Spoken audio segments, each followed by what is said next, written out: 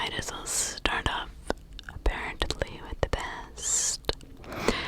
Written over 10 years ago by W.A. Peterson.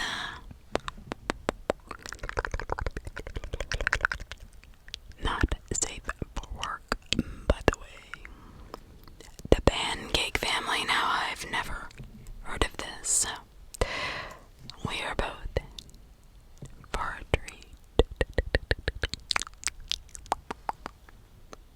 The Pancake Family. That pale. Huh? Jesus. I bet I look like a ghost. I feel like I've bled out 2 gallons. What? No, not a scratch.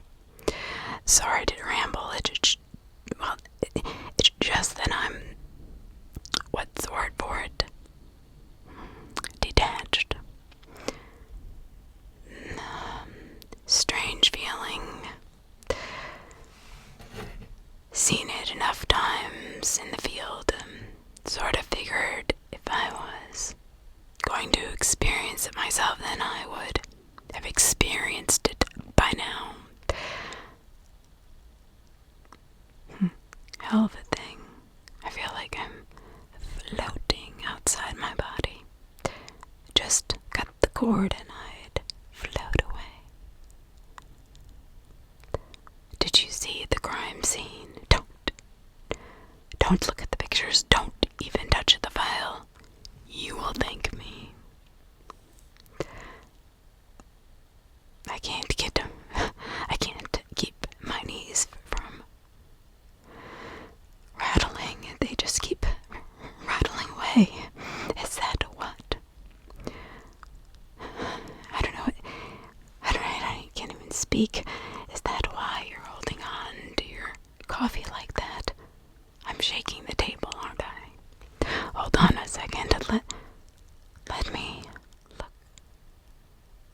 Let me back up. My chair. There. That's better.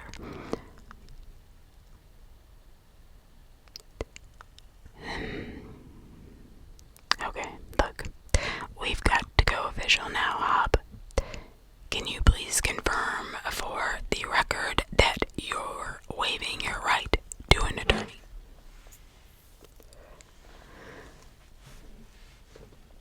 No, I'm still not interested in an attorney. I mean, yes, I'm waiving my right. Sorry, and I'm of sound mind. Well, as sound as I will ever be. Are you sure? Yes. Okay, well, let the record show that Detective Hobson Millgate, retired, has waived his right to an attorney.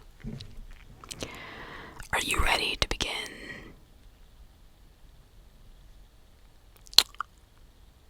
I won't need a lawyer after the DA stops puking and considers taking it public. They're not showing that to a jury. Look, are you ready to begin? No, but I'll talk anyway. So what led you to the crime scene on the night in question, Hobbs? Would you believe me if I told you I was planning a fishing trip before this started? Never mind. Hold on, I'm thinking, hard to organize it all. Going through my head.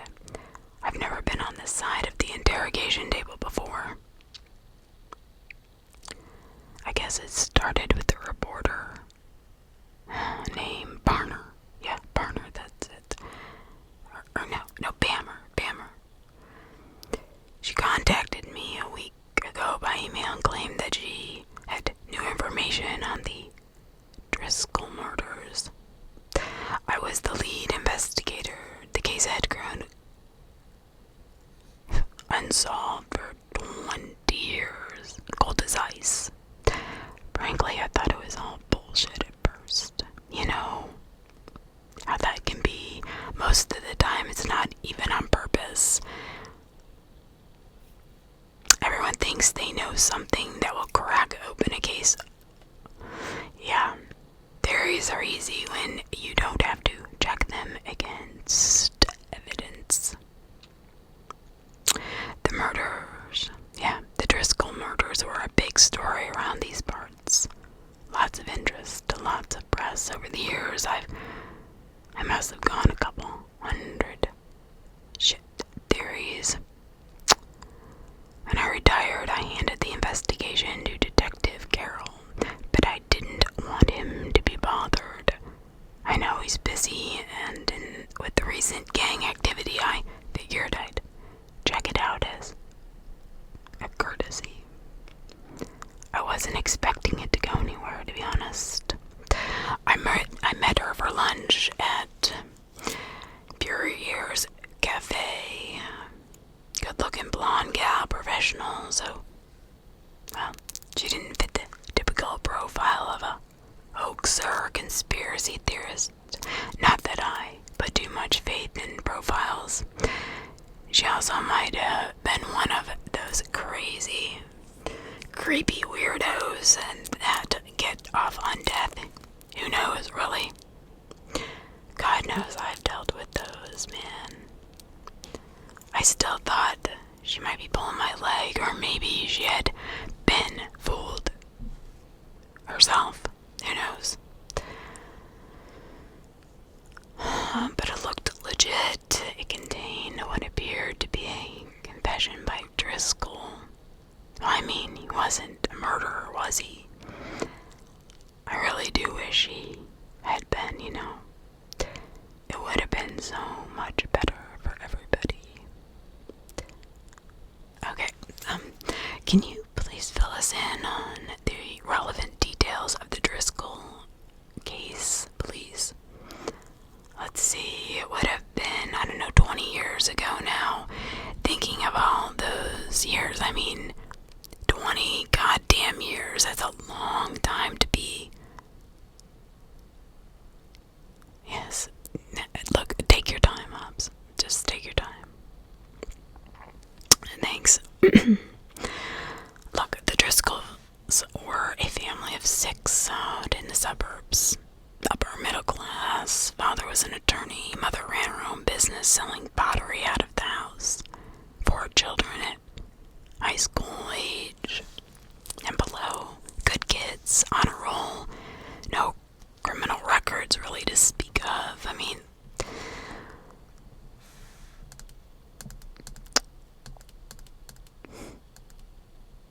Sorry, just recapturing this all. Anyway, yeah, the oldest son was caught smoking dope at his high school once, but nothing much besides that. Just typical stuff you find when you look at people too closely. They disappeared October 13th, 1994. No trace was found. Yeah, no trace was found.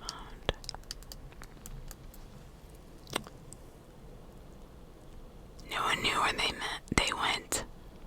No one saw a thing, the whole family. Yeah, it was right around Halloween. It was probably why the press went so crazy. You see, it showed up on some those unsolved mystery shows. Whole family disappearing and all that. A neighbor lodged a sound complaint, which is how we got involved. There was an alarm going off, and they figured it might be an intruder or something. We dispatched a vehicle. When no one answered the door, the patrolman went to investigate. There were obvious signs of a struggle in the youngest daughter's bedroom. The bed had been flipped over and the sheets were torn. The alarm was a carbon monoxide detector. Odd if you ask me, but I guess they do faultily go off at times.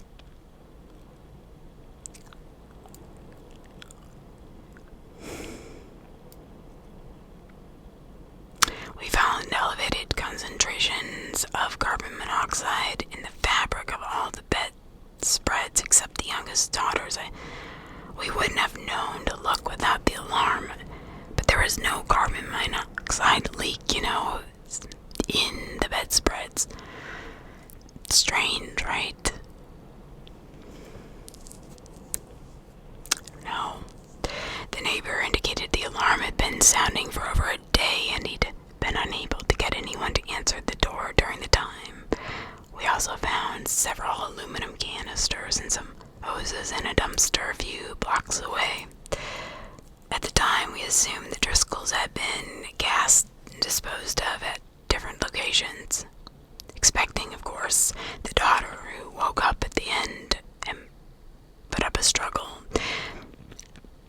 The investigation had no leads, not a single one. Of course, our first thought was that the father did it. We checked it out, but he didn't have a motive. No leads to follow up on. Same with the mother surviving. Family checked out clean too. The father had a few clients who might have had a motive, but I mean, the means were just not there. I mean, you can pull a motive pretty much out of your ass if you try to. Same with the dentist who lived nearby. I don't know, because of the canisters. I don't know. There's a chemistry teacher that was talked about who lived 3 blocks away. I don't know. The wife had an online flirtation with some kid out in England, but nothing adulterous, and he wasn't even in the country at the time of the murderers. We settled unhappily on the idea of a random killing. Hardest piece of shit to catch when there's no pattern like that. We must have sunk tens of thousands of man-hours into this case, chasing down leads. Nothing ever came of any of them. Not a single one. Well, that's usually how it goes, you know that. Yeah, I know.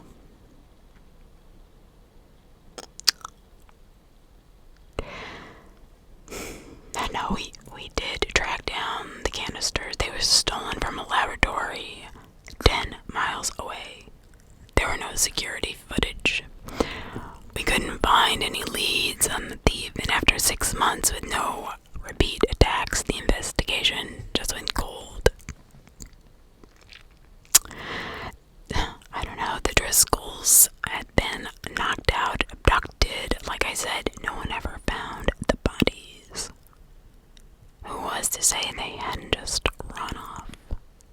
Financial troubles, issues, who knows? So, what can you tell us about the confession? Wound up with Miss... How did it wind up with Miss Bammer or something like that? Well, look, she'd been following the case for some years now, both personally and as a reporter. Like I said, it captured the imagination of a lot of people, even seemingly normal folks, though it could have been aliens, ghosts, or demons. Miss Bammer published a retrospective on the murders given the 20-year anniversary. It caused a renewed interest, which happened from time to time. As usual, I declined to comment, citing back to new evidence. I remembered her asking for my quote, though, which was why I accepted the lunch meeting. Ooh, okay, so she stated the confession had been mailed to her in the same envelope she showed to me when we met for lunch. Can you describe these contents? All newspaper clippings outline the process of the investigation. They seemed appropriately yellowed, so I'd guessed they were from the trophy book.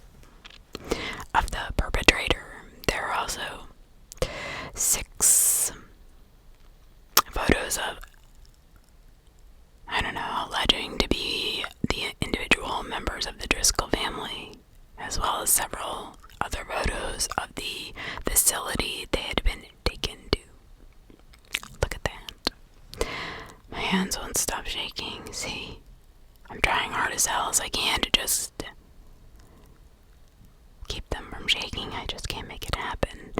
I'll have to ask the paramedic for a sedative, and I'm done with this statement. I don't think I'll be able to sleep otherwise.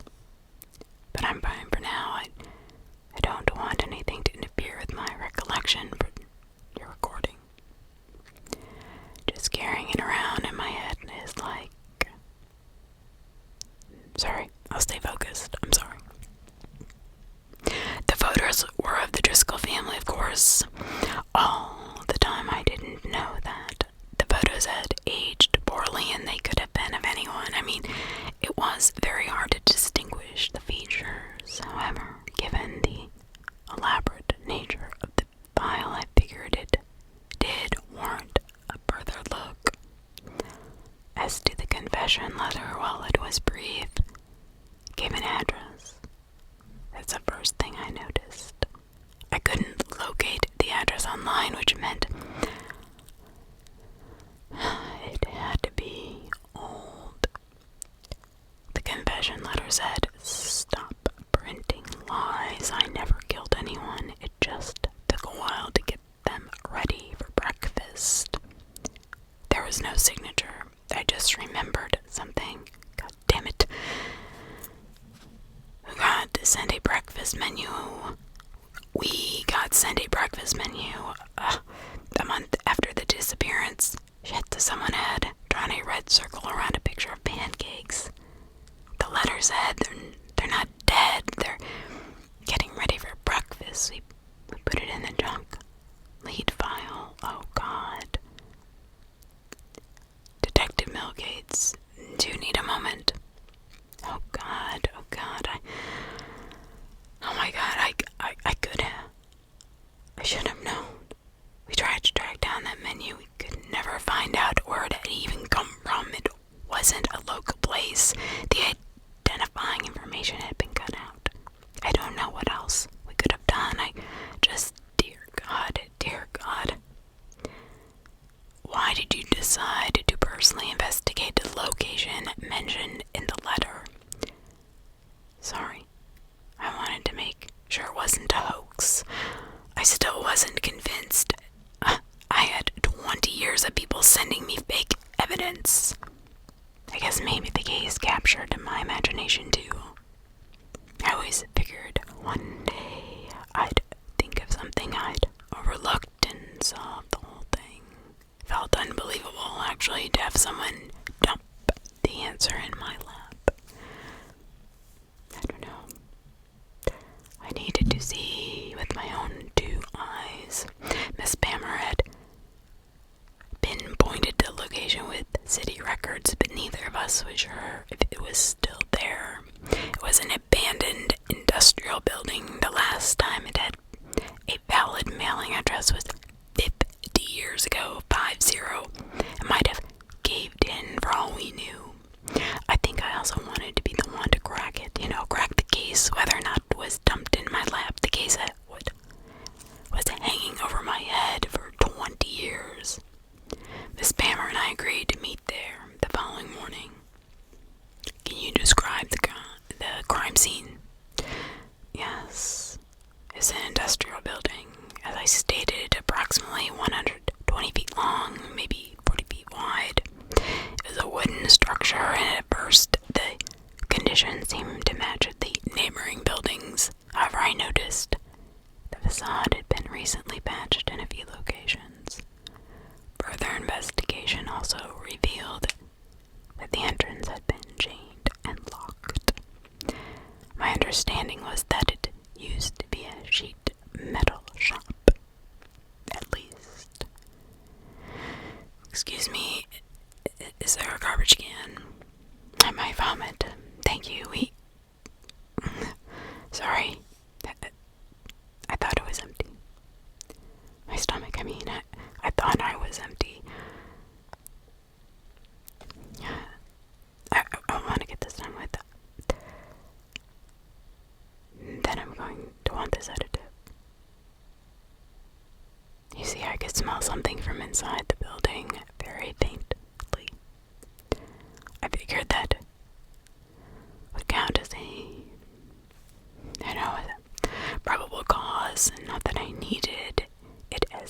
civilian, but you never forget the way a corpse smells. They were, let's just say, bad enough that they had that same smell. And I forgot not to pick it locks when I let myself inside. You know, I really do wish they had been corpses. I really do wish they had. That he had been a serial killer. I really do. Please say you believe me. I do. Can you describe the interior of the building? I'm trying to focus through this. I really am. I'm sorry. I'm just having... I don't know. I'd like to go to sleep after this for a very long time. Is a paramedic here? Is a sedative ready? Thank goodness. The warehouse had not been as abandoned as we previously were led to believe. The interior had a hallway with 6 rooms. The construction was old but visibly newer than the rest of the building. The walls between each room had been soundproofed. There were no windows to the outside or doorways between the rooms themselves. The only access was through the hallway. I tried to make Miss Balmer leave at that point. You see, the smell was stronger inside.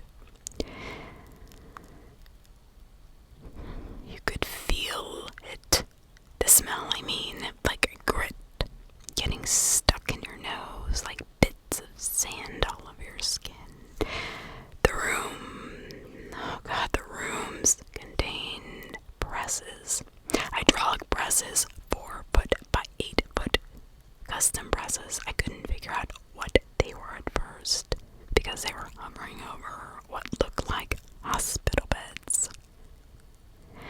They were hung with IV bags in each room as well as other medical equipment. That's how he kept them alive for so many years, of course. I think I might be seeing black spots. Do you need to take a break? The idea of having to start this again is worse than the idea of finishing it.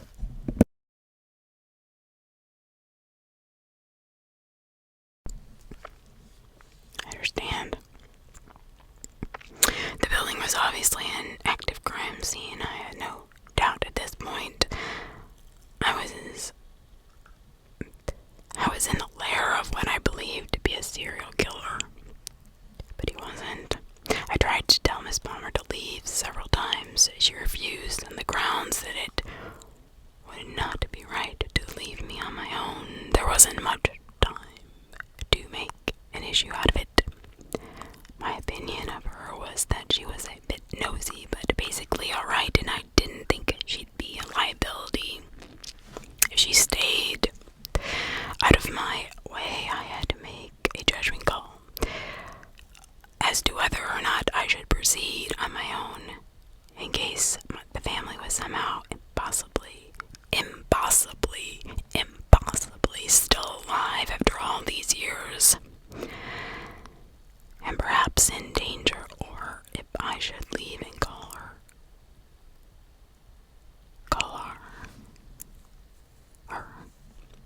for backup. I know I'm retired. I know this, but old habits die hard.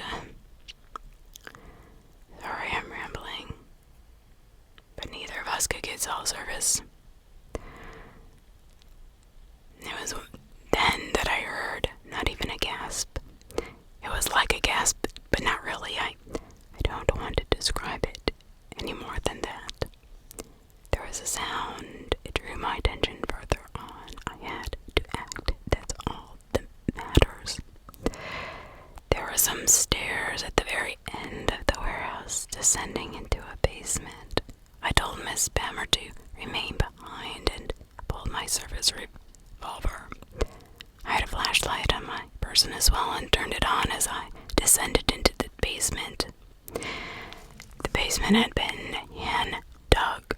Hand dug. If you can believe that.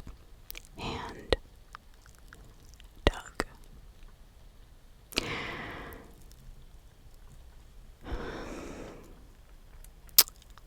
Maybe even over the course of the entire 20-year disappearance. Honestly, I really don't know. The floor was dirt and there was a tunnel that retreated back far enough that it had to be supported with struts at regular intervals. My flashlight first illuminated the stack. I wish they had been dead. I wish he had been a serial killer. Please, take a moment, officer. Detective, sorry. After I recovered my first thought was, thank God, they're all dead. I'm 64 years old. For Christ's sake, I'm not a young man who can forget things anymore.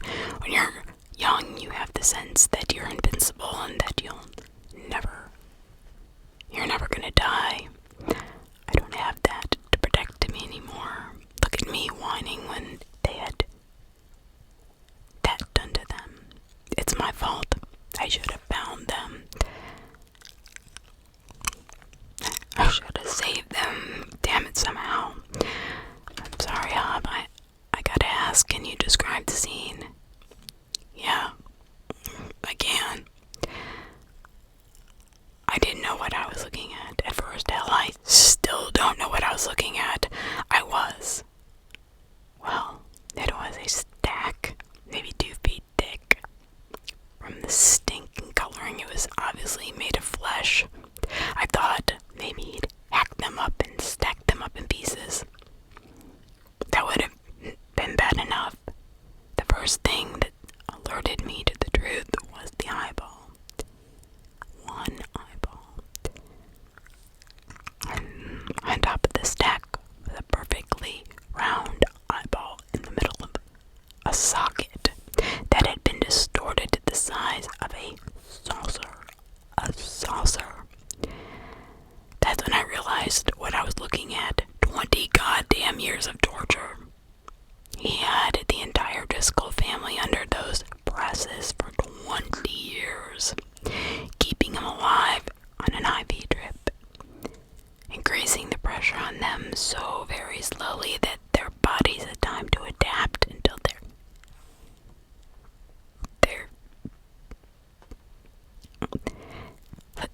they had been flattened like pancakes.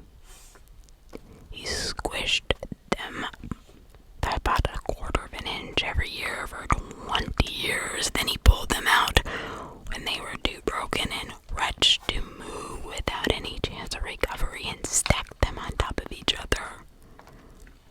I've got no idea what for. Honestly, I don't want to know. And I was thinking, thank God they're all dead. And the one on top started gasping again. What did they say? Nothing at first. I couldn't speak without help, I think. I think I would have been, I don't know, I think it would have been Avery Driscoll. Not that I could tell much about the gender or the age, but the hair was blonde. Where there was hair, that was a mess of scars, I think.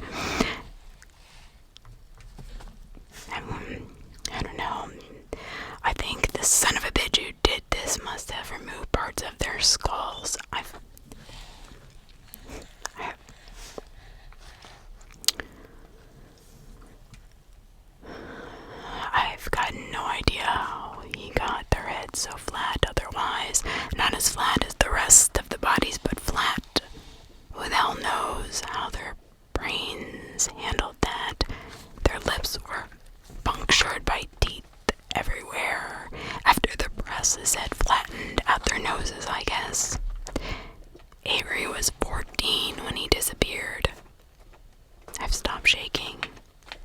Goddamn weird the way our bodies work, isn't it? What else? There was a machine, a sort of pump. I followed a hose with my flashlight and realized everyone in the stack was... I poked up to the pump. They were hooked up to the pump. I don't think they could breathe on their own, you see, not after a while. There simply wasn't enough volume for their lungs to inflate. There was some sort of opening cut right into each of their chests. There was a switch on the pump. I don't know why I pressed it. I was in a panic. I wanted to do something. Maybe some stupid part of me thought that I switched it on, they would inflate and be okay. I switched it. It increased the volume of air to the topmost hose. I could hear the pump working harder, which is when Avery Driscoll started to scream. He begged me to kill him. He said other things too. He didn't make much sense. Kept yelling pain of error over and over again. Something about the family too.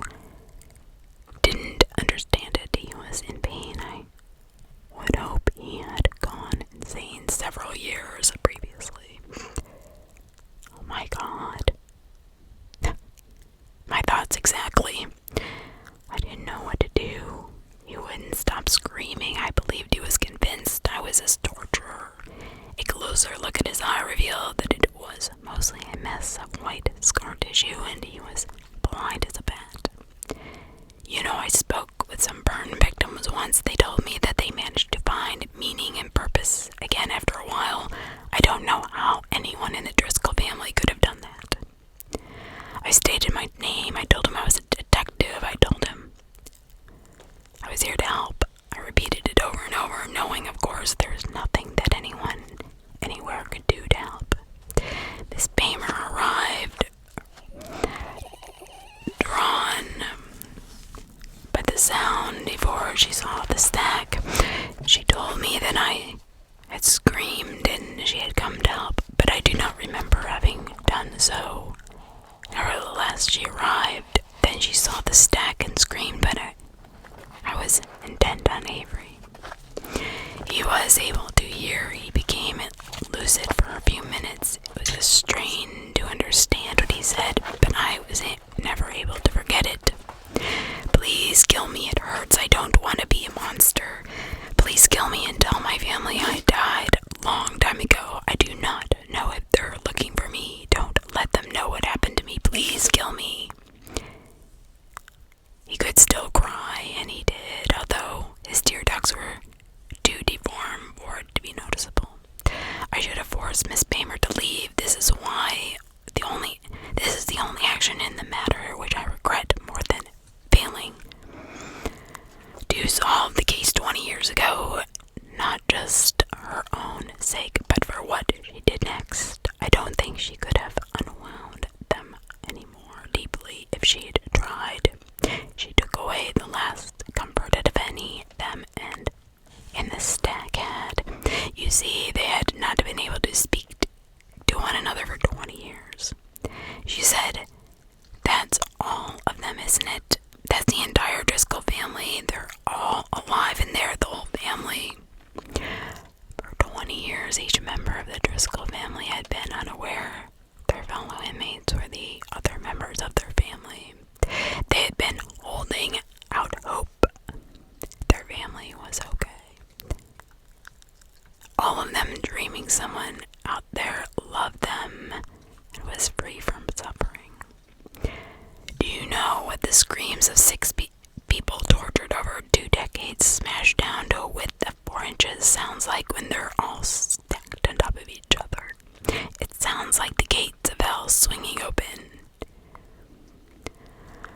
Look, I think that is enough, Detective Milgate.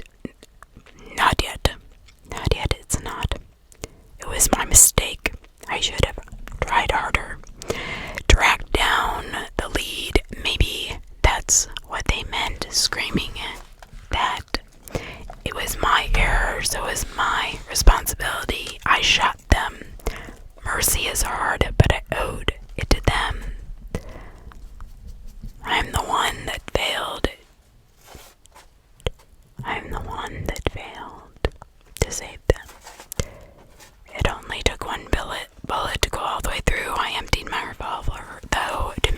didn't linger to give them that final piece.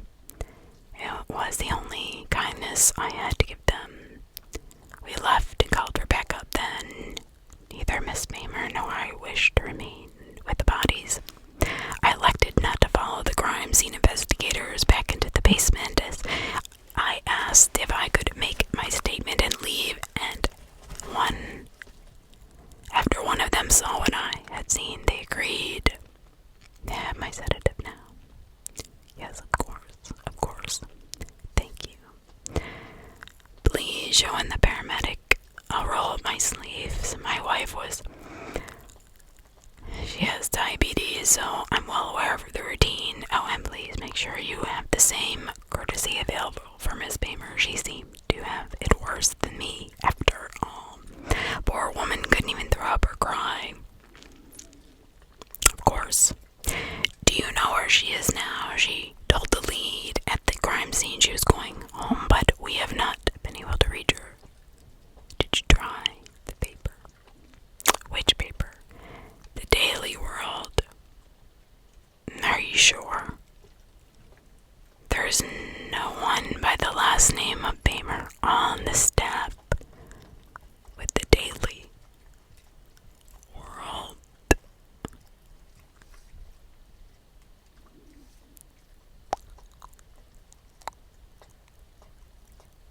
She was the killer.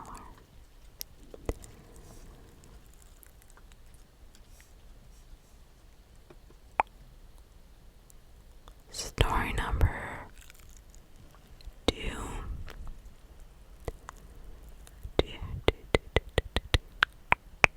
Story number 2. Story number 2.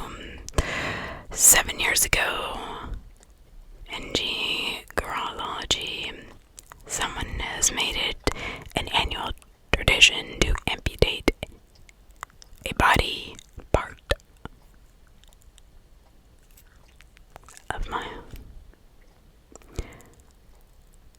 I know this might sound hard to believe, but it's exactly as the title suggests, no more, no less.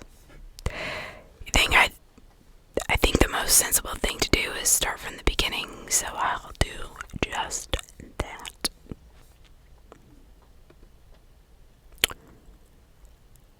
Back in 2012, I went to Los Angeles for a couple of weeks to blow off some steam along with my severance package after I was laid off.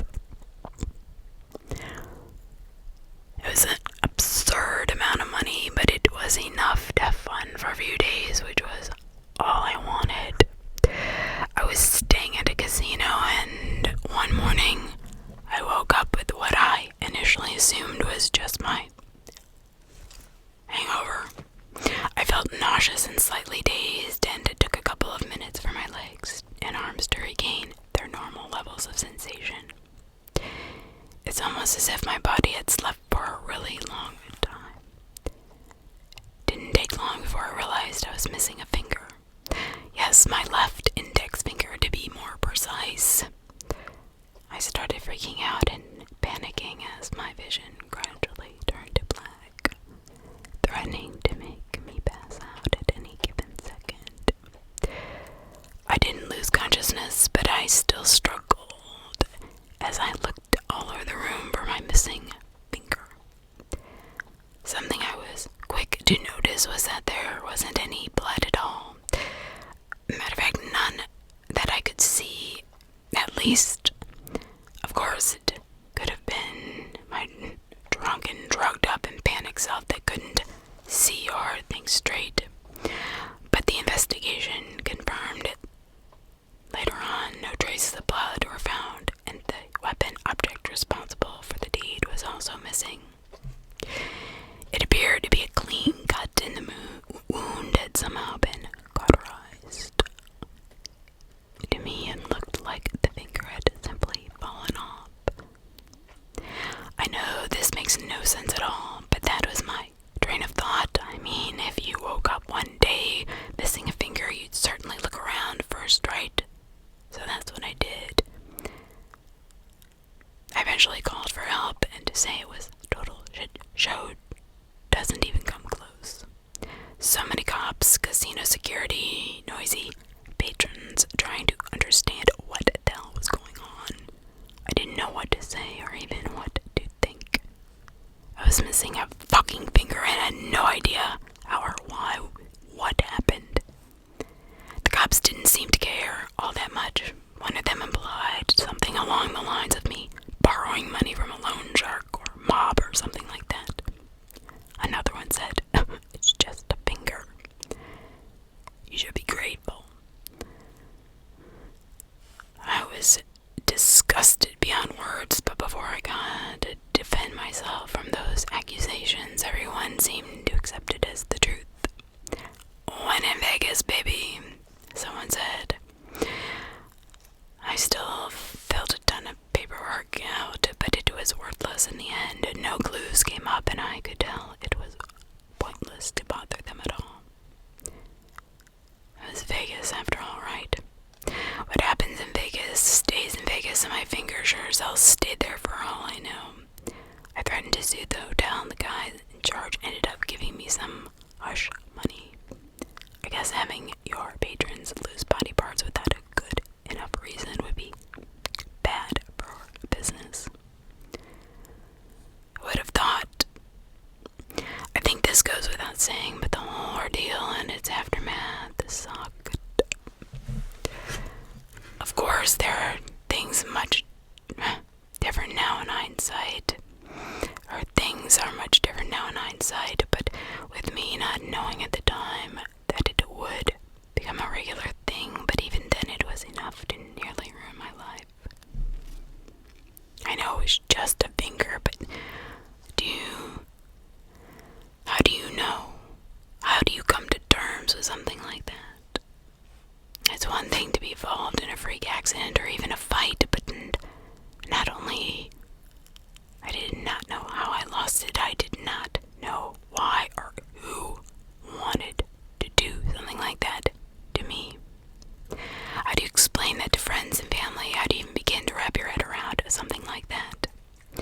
Imagine waking up every single morning being reminded almost instantly that a part of your body is gone. So if you think you could have easily moved past it, then good for you. You're a better, stronger person than I could have ever hoped to be. But in my case, it nearly destroyed me. I didn't leave my apartment for months. I don't know. Whenever I reached to grab something, whenever I used it or looked at my hands, it would mess me up for the next week or so. I hadn't become fully used to it yet, but thanks to therapy, I was on the verge of making peace with it and finally moving on with my life. Then I lost something else exactly 1 year later. 2013, I woke up with a very similar, familiar sensation. One that had plagued my nightmares as well as my sleep paralysis incidents for the past year. I felt sick and numb, my whole body struggling to move and wake up. Sensation slowly coming back to me, followed by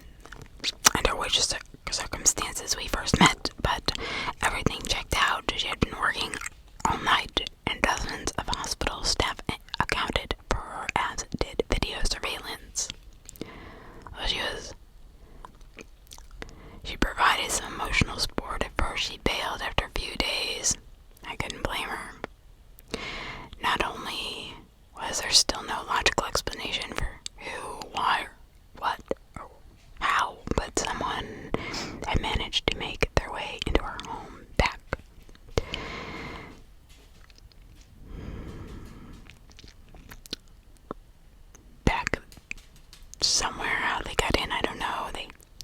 And hacked a piece of me, leave without seemingly breaking in or even leaving any evidence behind. That would just scare about anybody into moving away to another state, maybe even another country, which I actually attempted to do at some point. More on that in a bit. And not only that, but this wasn't the first time that it had happened, and now all the signs pointed to this becoming an actual event, an annual event, and it sure did. 2014. Probably the hardest year I had ever lived through, knowing that someone was actively trying to ruin my life by slowly amputating my body, piece by piece. I invested a lot in security and would change the locks every other week, but I was never satisfied. It wasn't enough. I barely slept, knowing that each passing day brought me closer to the terrible date. But if it didn't? What if it didn't? What if? I mean, I had all the security. What the heck? What if they decided to come that very night, or the next, maybe next week or 2 months later? They had done with me as they pleased twice on the exact same day of the year, and the message was clear. They could do what they wanted with me whenever they wanted and get away with it. It probably would have been smart to just move to a different place, but my anxiety dictated most of my decisions. I nearly didn't talk to anyone that whole year. That on top of my seclusion didn't do me any good either, although it did provide a bare bones source of comfort. I lived in constant fear for the first 2/3 of 2014. I thought it would get a lot worse as the inevitable date grew closer, but the opposite happened. I became angry with a newfound bloodlust building up inside of me. Someone was doing this to me, and if they wanted to keep on doing it, they would have to come for me again.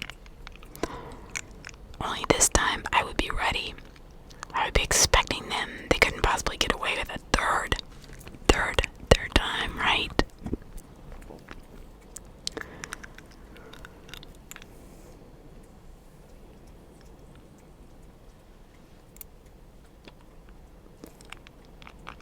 And more importantly, I just couldn't afford to lose anything else. I couldn't allow it, as I feared my mind and spirit would simply break apart. I got myself a gun from some gangbangers and made sure I'd know how to use it when the time came. Why not, right? I was ready to take a life, and considering all that had happened to me, I knew I could probably get away with it. In fact, if anyone had knocked on my door on that day, on that very day, I would have likely unloaded a full clip through the door without thinking twice. I just need an excuse, the smallest hint of a threat, anything. I know I took some pills to make sure that I'd remain awake and aware throughout the night, but my recollection of that evening just fizzles past a certain point. I thought I'd taken enough steps to guarantee that I'd make it to the next day in one piece, or rather without losing any more pieces, but I was wrong. That year they took my right hand, but that's not all they did. The weapon I had bought for protection, it was left on my desk completely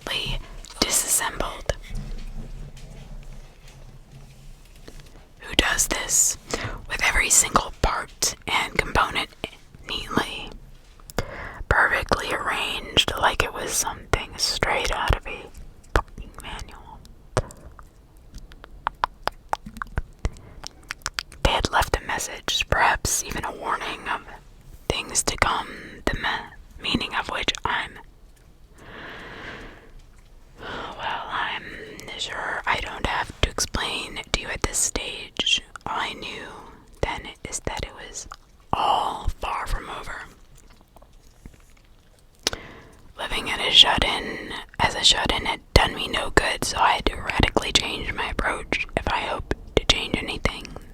I spent most of 2015 traveling the country, staying at motels of any kind, all kinds, sketchy places, nice places. I never knew where I was headed next. Whenever I got a cab or hitched a ride, ditched my phone and made sure to never make reservations of any kind. This sort of thing, not leaving a trail behind. Just get off the grid, or at least I tried to. Figured that might be enough to lose whoever was after me, even though I had no idea what kind of resources they had available to them. For a while, I think I really felt confident about it. I believed I could survive the year without losing any more pieces of me. But as the dreaded date loomed closer, doubts, anxiety found a way to cripple me. In doing so, it gave way for all that mental and physical fatigue to set in. Accumulated from nearly a whole year's worth of traveling around, what if everything I had done wasn't enough? It was for naught, or what if I had done it all pointlessly? To begin with, there was less than a week left at that point, and that's when I decided to do something very stupid, but probably undid all the work I had done.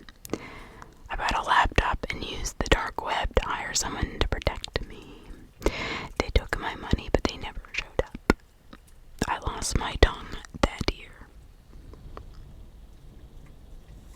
I didn't do much of anything in 2016. I moved into a new apartment every couple of months or so, but more out of necessity than anything else. There's no point for me to move around as I had done the year before, considering how it turned out in the end. Instead, I tried my best to live like a normal person as much as possible, despite everything I'd lost, and with my speech now severely impaired as well. I kept mostly to myself. On the outside, I appeared to be coping and thriving with my disabilities as best I could, but I hadn't given up. Every day, I kept thinking of ways to stop something that, for all intensive purposes, seemed to be unavoidable no matter what I did. I kept everything related to this issue bottled up inside my head. There was the one place I was sure they couldn't look into to see what I was planning. Even though I spent most of the year thinking of a way to keep it from happening again, I want to make it clear that I didn't have a grand scheme going on. I wish I had, but as you would surely understand, I wasn't exactly in the best of places, losing body part after body part every single year. All this just to say that the best thing I came up with was getting on the longest flight available on that particular day. The destination didn't matter to me. I figured out there's no way someone could get a piece of me while up in the air and with nowhere to run off to. It was impossible, no matter how many scenarios I tried to recreate in my mind. And if I could spend enough hours up in the air, maybe I could make it. Maybe for once I could go through 1 year without losing a part of me. And maybe the whole thing would finally stop. I didn't even make it inside the plane.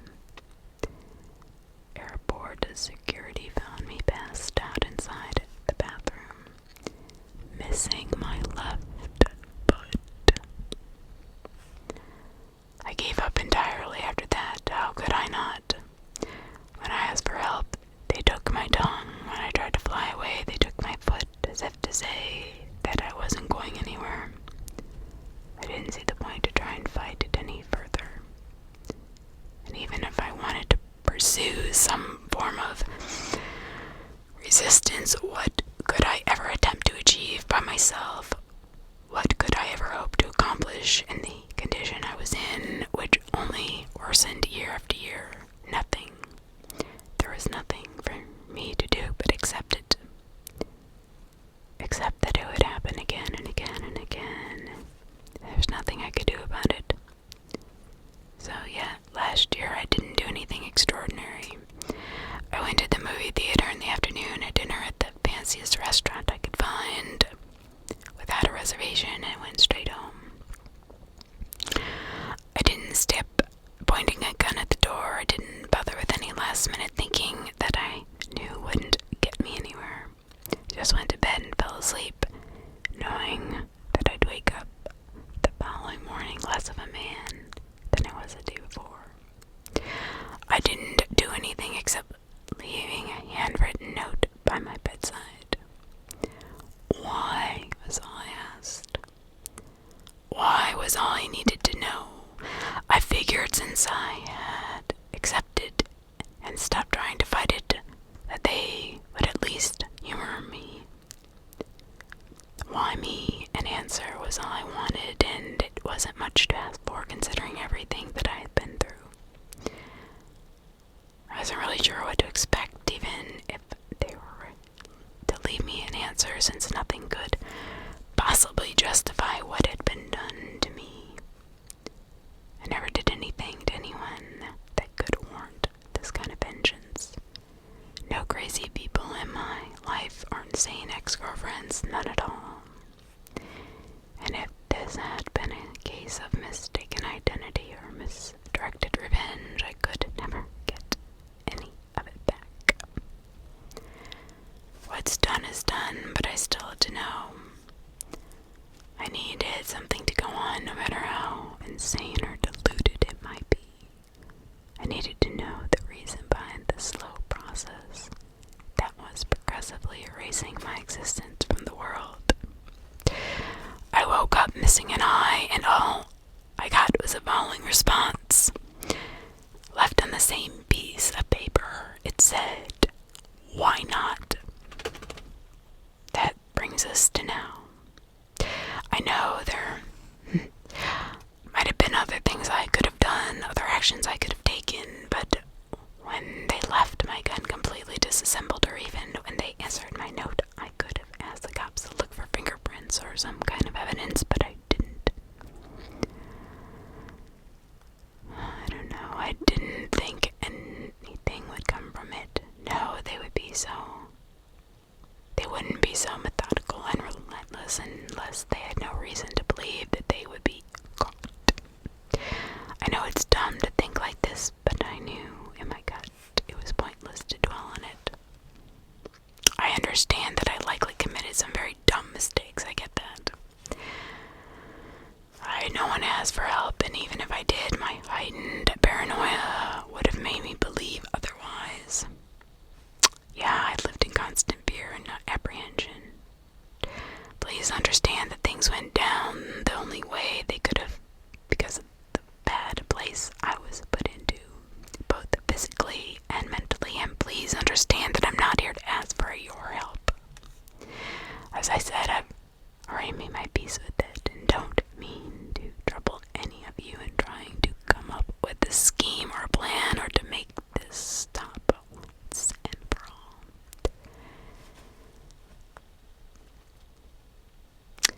If you've read everything up till now, then that's more than enough, and I don't wish to take any more of your time.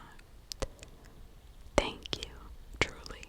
With this, I just wanted someone to know that I existed. I want someone to remember that I, too, was someone at some point. I was complete. I was a person. I could share my name and even my mangled face, but even what's left of it can be taken away if they wanted to. But not these words. You can't take this away from me, and you won't be able to erase me from people's memories. I know it isn't much, and I know I might not live on for long in this capacity, but for now it's more than enough. I know that whoever has been collecting my body parts over the years will see this. I know I'll be reading this. Perhaps you'll even comment of sorts. wishing me luck or even offering your help and insight. I know you will. There's only 2 days left until our next date. Maybe you'll find it in your heart to finally show yourself to me. Maybe you'll put me out of my misery once and for all.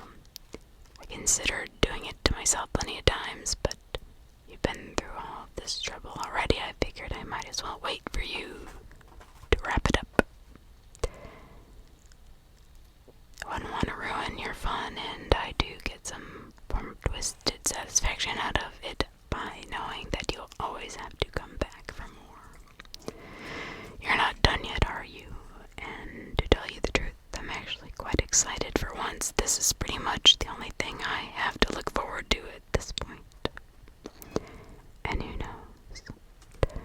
I might also have a surprise in store for you. Or maybe I don't. See you soon.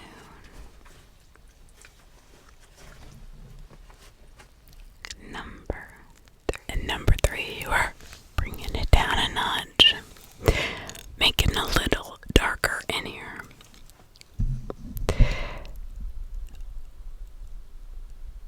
A year ago, this is written, the eagle strikes. For 13 years, I've regularly checked the satellite images of a disturbing house on Google.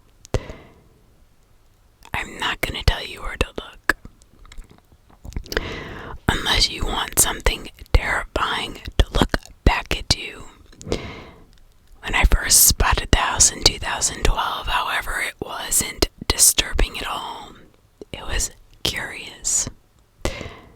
Like me, I don't remember why I was, I guess, looking into it in the first place. I don't really remember absent-mindedly scrolling across the British village, sparsely populated and near, nondescript. But what I do remember, is the reason I stopped on a particular garden behind a detached house, which stood adjacent to vast acres of farmland.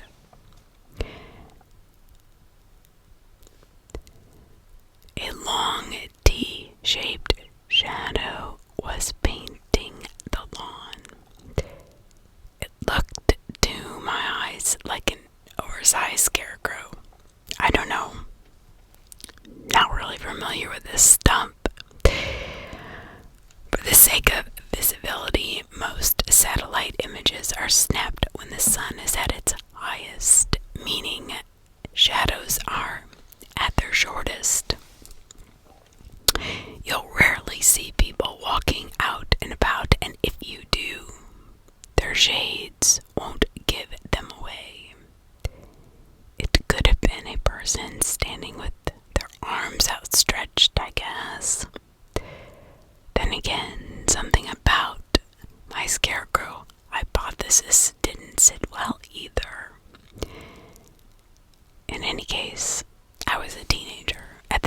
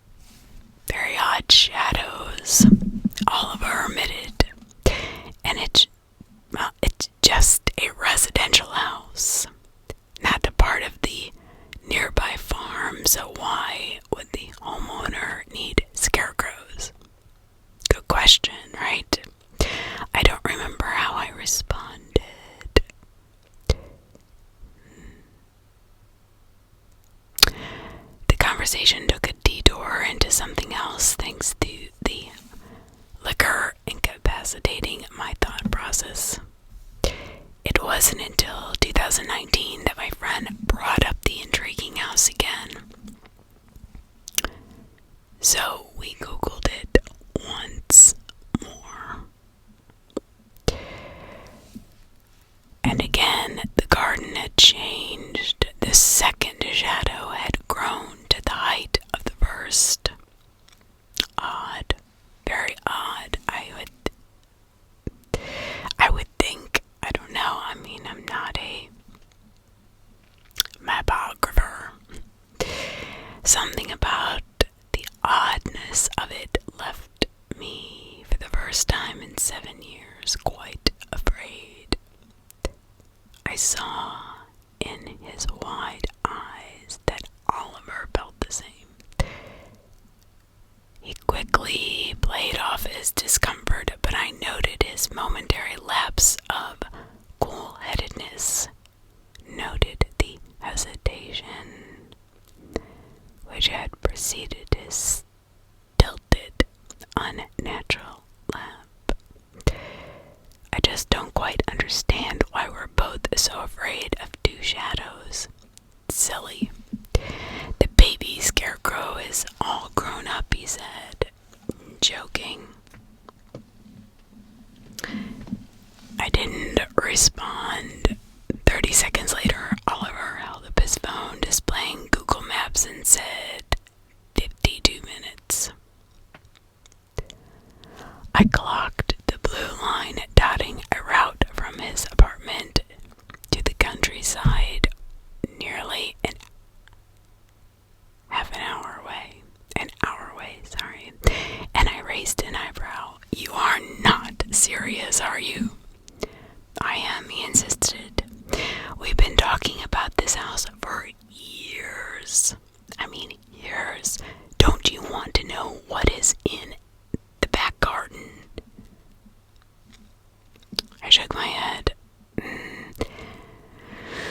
I don't know, man. Not really anymore. There's something off about that image. Oliver, I don't know. He groaned. Oh my God. Come on, Jamie. I know it's left an unscratched itch in your brain. I know you. You wanna go. I know you do. We're not going to drive across country to spy on somebody's garden, I said. Well, I am, and I'd love your company, Oliver replied, shrugging. There's only so much a bird's eye view reveals, and street view won't let us peek over those obnoxiously tall hedges. We need to see the place in person. Okay.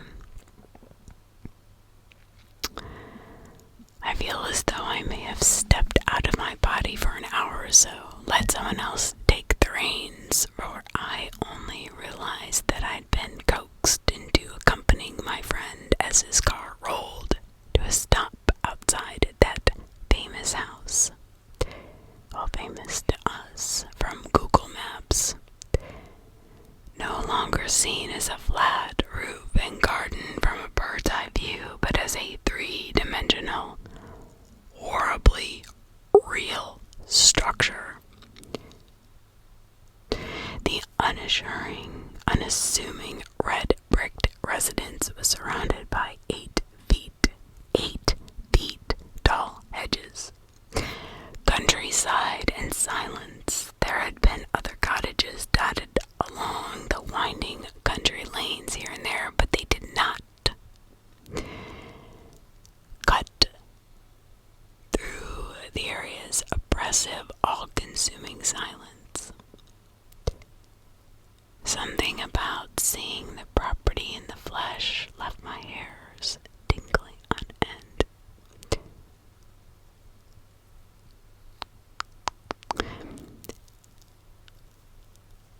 I don't know what left me ready to wrangle the steering wheel out of Oliver's grip and take us far away from that tall, walled place. edges prompted an obvious question from my lips. Unless you've brought stilts, my friend, I mean, it is 8 feet. I don't think we'll be able to see over it. I mean, I'm not the tallest guy in the world, especially not that tall.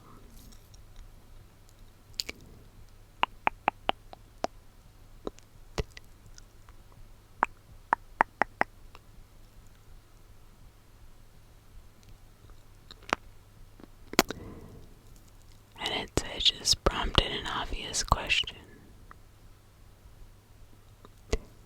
How are we going to peek into this garden? I asked a third time. Oliver simply ignoring me. Oliver smiled as he opened the driver's door. So I followed him to the boot of the car. He'd always been more of a show-to-tell bloke, you know what I mean? Oliver smiled as he opened the driver's door, so I followed him to the boot of the car. Inside the car's boot was a drone. Please no, I inwardly groaned. Please. I hated the thought of snooping on a stranger's property with an airborne camera. Like, this didn't feel right. Then again, scaling the fence and trespassing would have probably been worse, I'm assuming, so I nodded my head, signaling that I'd go along with Oliver's harebrained idea. He quickly took the drone up into the sky, and we watched the live feed on his tablet controller as the white-bladed plastic insect sailed loudly above the house. Rotors blurring against the sky. Oliver took the device over the roof tiles, and we both held our breath as the garden came into view. Then we exhaled in harsh, painful grasps of shock at the revealed casters of the long shadows I'd seen in the photos for 7 years. Oh, by the way, they weren't scarecrows at all. Nope. 2 humans were tied with thick, well-knotted ropes around their wrists and legs. 2 large wooden crosses, perhaps as much as the thought horrified me. They were crucifixes. My friend and I did not scream, but instead fell very silent, very still. There is no drama quite like shock, no horror quite like being frozen to the spot, unable to think, unable to run. And the terror of what we were seeing would only worsen as my friend decided with unsteady fingers to fly the drone downwards, taking it closer to the 2 bound people in the garden. One was an adolescent boy, wriggling weakly in restraints as his eyes fixed on the drone filming him from above. He wore a white t-shirt with 5 letters torn through its fabric, torn through to the flesh, creating blood-stained letters on his torso. It read, "Spawn." Oh God, I muttered in terror, slumping against the car with teary eyes on Oliver's screen. We have to call someone. On the original cross, which I'd seen 9 years earlier, was a woman who barely looked like a woman at all. Her arms and legs poking out of holes in dungarees were nothing more than bundles of straw. Oliver and I finally broke free of our frozen states, beginning to retch as we realized that the captive woman was very much alive, but very much limbless, save for the upper arms around which ropes were tightly wrapped, cut through both her clothing and the skin beneath in much the same way as the squirming boy beside her was another blood-written word: horror. Oliver opened his lips, managing only to hiss out a whispery, wordless puff. Before he managed to try again, thunder cracked the air, followed by the live feed cutting out into sight of the drone plummeting past the far side of the house, landing in the garden. The thunderous sound was one only heard in the true boonies of England.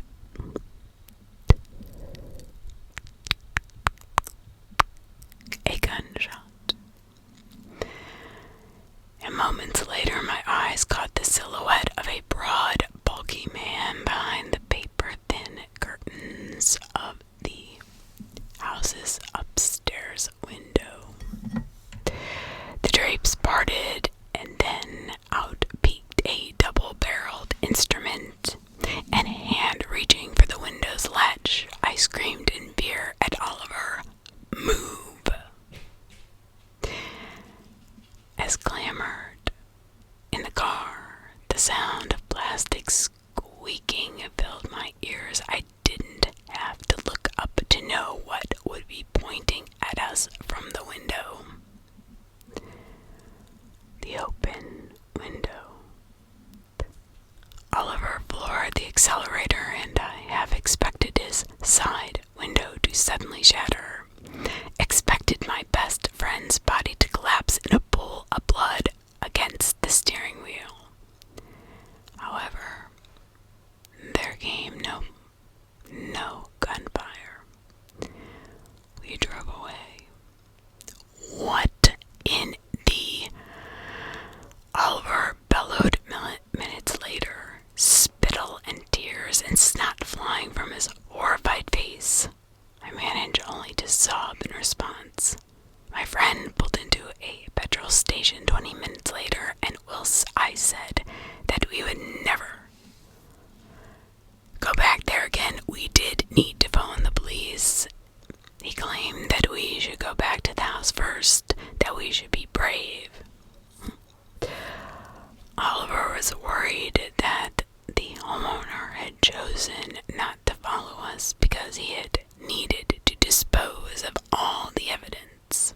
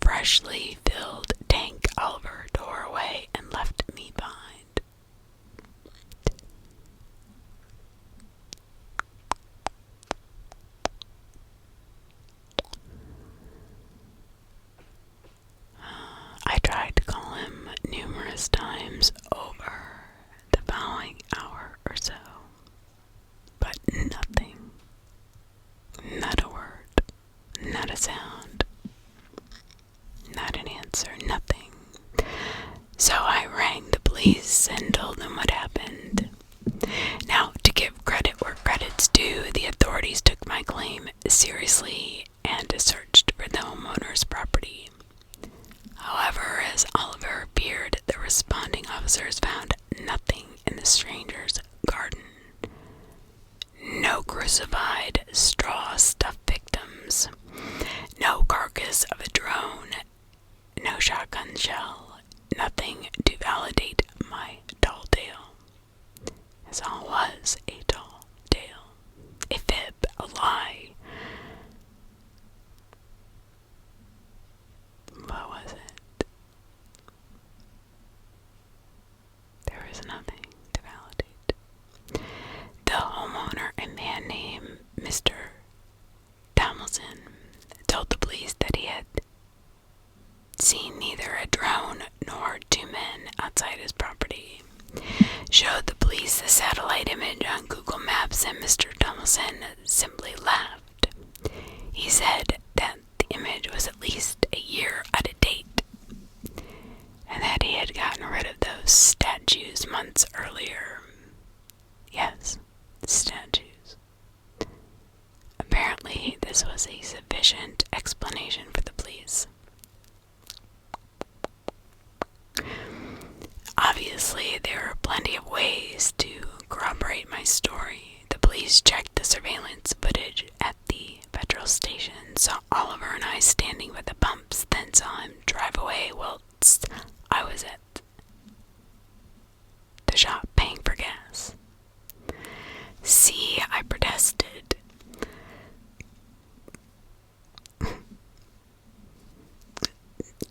We weren't saying you were lying, Jamie, one police officer insisted. We simply need evidence, and this isn't evidence.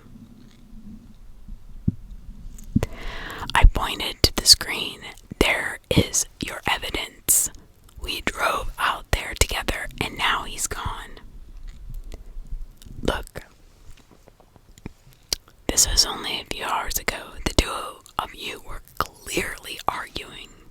It seems like your friend just needs to cool off, one of the officers suggested. They promised to look into Oliver's disappearance once the appropriate amount of time had passed. Well, that was 48 hours later. He still hadn't shown face. The police took me more seriously, however. Days, then weeks, then months went by. There was no sign of him. The police, the authorities, failed to find any evidence suggesting that Mr. Tomlinson had been keeping people captive in his garden.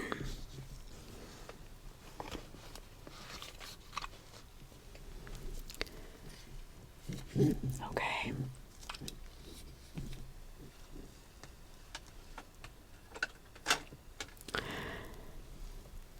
So then, where was my friend?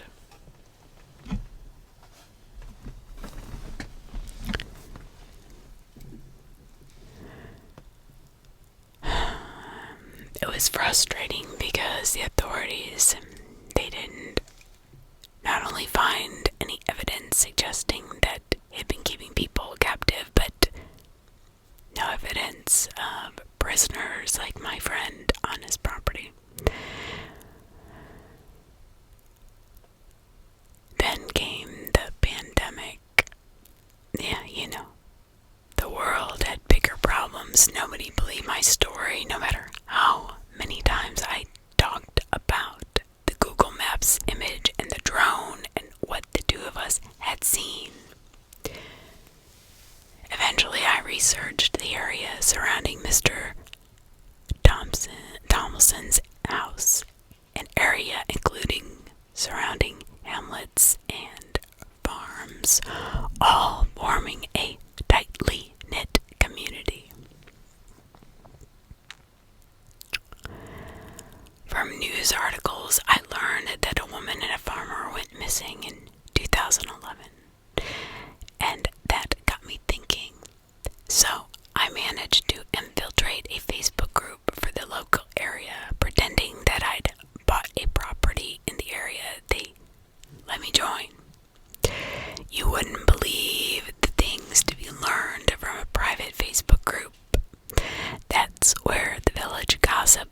relatives in the 2020s. I learned that this local farmer had been a widow for three years. That's right. 3 long years. Before finally meeting someone new in 2010, someone from the next county over. Plenty of folks didn't like this as they adored his wife. And to make it worse, as one Facebook user commented, this new woman was a out-of-towner. I shared this information with the investigating police officers. They were completely aware of the missing persons case.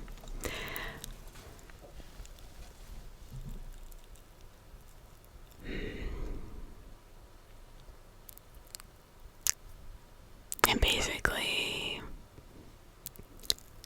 that was about all I got out of them. This new woman was a out-of-towner, and I guess they didn't like her. I don't know. They stonewalled me, much as they had with Oliver. And that left me with a gnawing feeling in my gut, given that they lived in the area. I started to fear that they might be part of this tightly knit community too. Started to fear that they weren't much fussed about digging too deeply into the area's disappearances. Started to fear that they may even be culpable. Of course, many things didn't add up. Oliver had seen a woman and a boy in that garden, not a woman and a man. Still, there had been, I don't know, something to his coincidence. It was obvious to me. I was certain of it. For a while, I even considered breaking lockdown rules and returning to Mr. Thompson's property, doing my own investigation. But then came, in 2020, a series of haunting notes from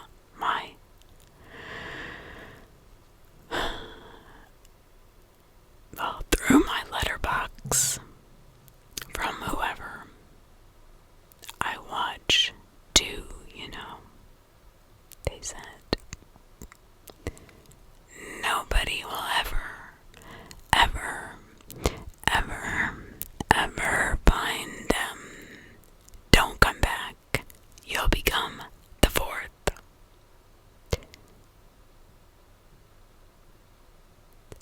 I became an agoraphobe. I became too terrified to go looking for Oliver. I would have broken lockdown rules for my old friend in a heartbeat, but the possibility of meeting Mr.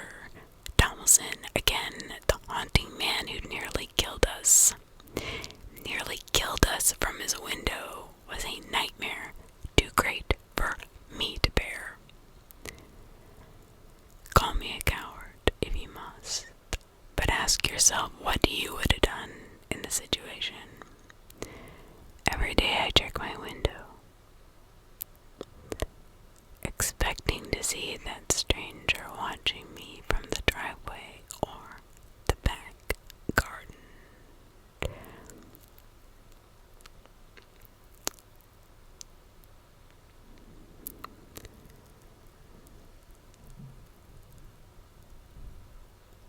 I have no idea how he found out where I live. No idea. But in early 2023, just as my phobia of the outdoors showed signs of somewhat abating, I thought about a particular word in that third and final note.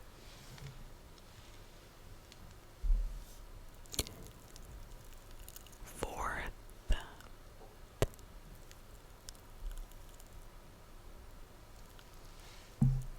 I was going to be the fourth.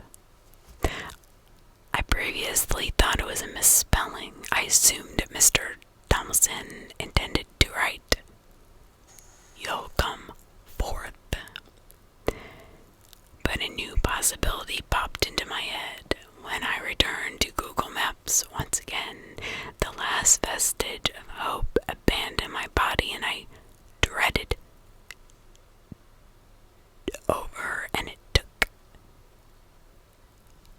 its place. In the latest satellite image of Mr. Tomlinson's house, 3 T-shaped shadows painted the grass. I know who the third must be, but I'm still 2 years later, too frightened to return and see for myself. Too frightened that I'll become the 4th shadow in the garden, more straw than man.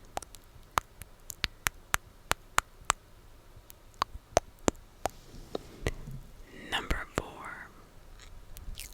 Number 4.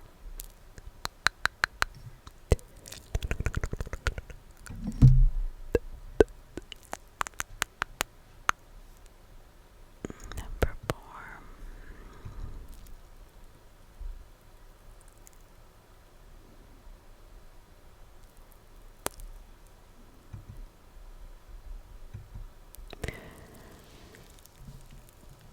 7 years ago was written Sarcasmonium.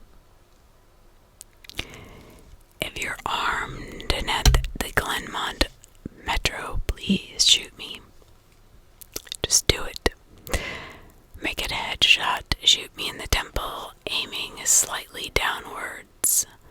I need the bullet to travel the shortest distance between my brain, so it hits my hippocampus. If I'm lucky, the sensation of the gunshot ripping through my skull will only last a few seconds.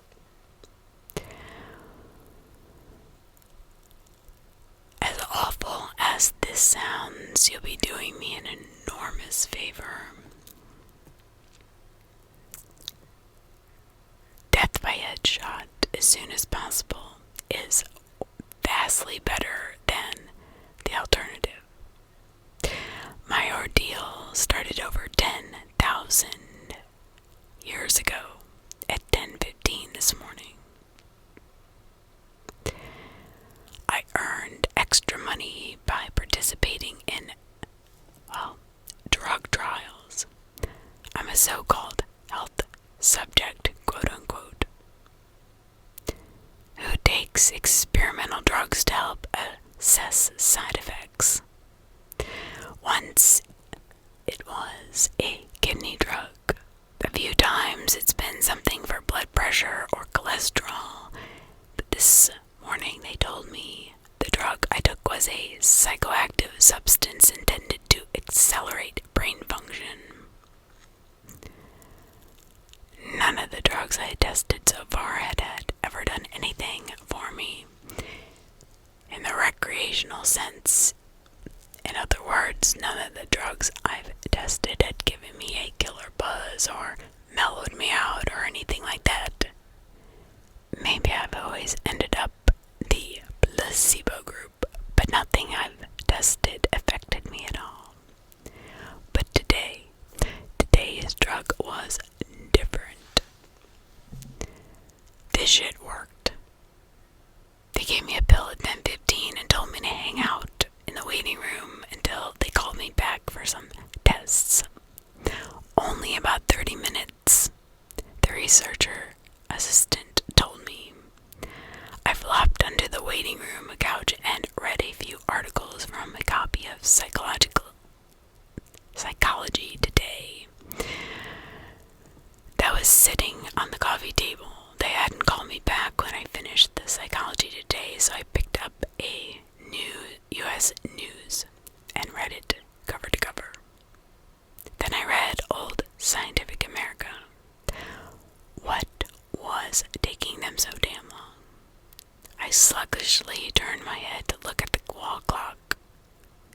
only 10:23 a.m. I had read all 3 magazines in 8 minutes. P.S. I said to myself.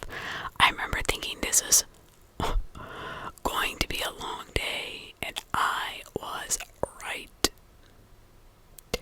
The waiting room had a little bookshelf with some used hardcovers on it. When I stood up to walk to the bookshelf, it felt like my legs were barely working. It's not like they were weak, they were just slow. I mean, really slow. It took a minute just to stand up off the couch and another minute to take 2 steps to the bookcase. 2 minutes. I wasn't even 40 feet away. Maybe that. I scanned the old books on the shelf and picked out a copy of Moby Dick. My arms had the same problems as my legs. Just reaching 1 foot in front of me to grab the book took a long time. I actually got bored waiting for my hand to reach the spine of the book. I slogged back to the couch and collapsed onto it in a slow motion fall that remained, well, for a while. Kind of reminded me of the low gravity hops of astronauts on the moon. I opened Moby Dick slowly, and I began reading.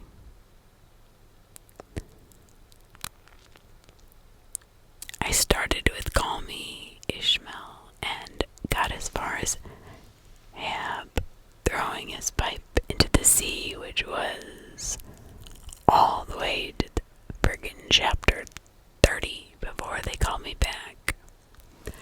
How are you feeling? The researcher asked me.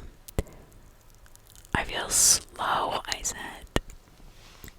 Actually, it's the other way around. Everything seems slow because you're so fast. Okay. But my legs and my arms, they're moving in slow motion. Your body seems like it's moving slowly because your brain is super fast. Okay, whatever.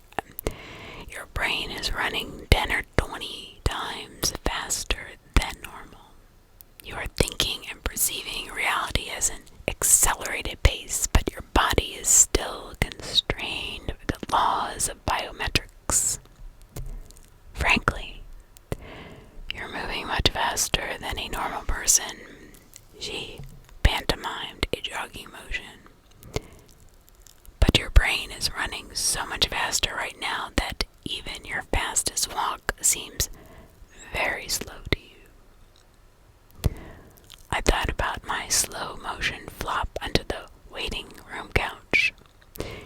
Even if my muscles had slowed down, my body would still react to gravity the same way, right? But in the waiting room, I even fell in slow motion. Slow muscles couldn't explain why gravity seemed weaker. My brain was going at warp 10. That's how I managed to read 3 magazines in the first 30 chapters of Moby Dick in 15 minutes. Wow, okay, well. Okay. I really don't know what to say to this. They ran a series of tests on me. The physical tests were fun. They made me juggle 3 balls, then 4, then 6. I had no problem keeping the 6 balls in the air because they seemed to be moving so slow. It was boring, frankly, waiting for each ball to move. just so I could catch it with my slow motion hands and toss it back into the air. They threw Cheerios in the air and I caught them with chopsticks. They dropped a handful of coins and I counted the total value before they hit the ground. The cognitive tests were less fun but very illuminating.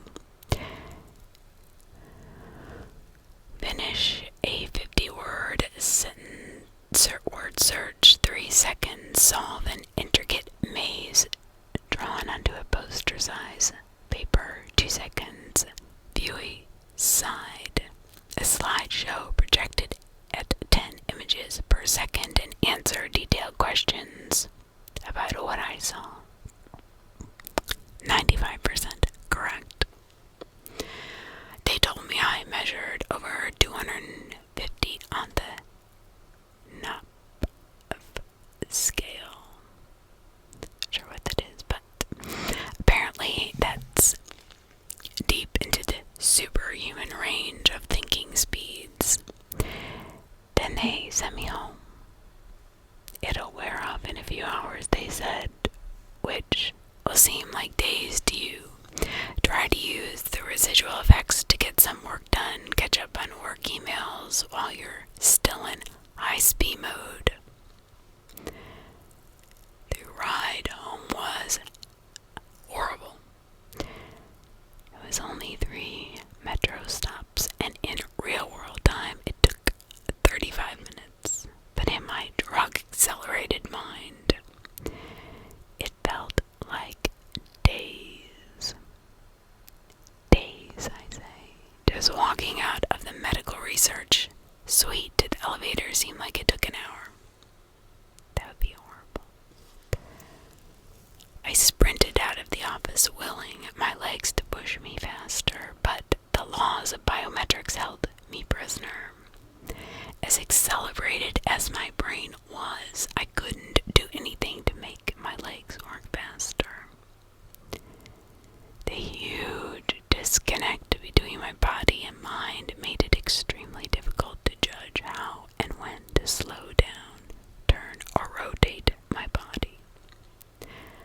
I basically turned into a giant slow-motion spaz. I misjudged my speed and rammed into the wall by the elevator button at a pretty good speed, even though I could see the wall coming. Yeah, at me.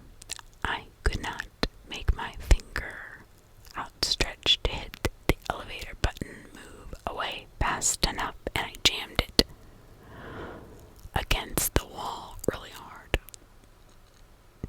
The pain was intense. If my brain had been running at a regular speed, it probably would only have hurt for 30 seconds or so.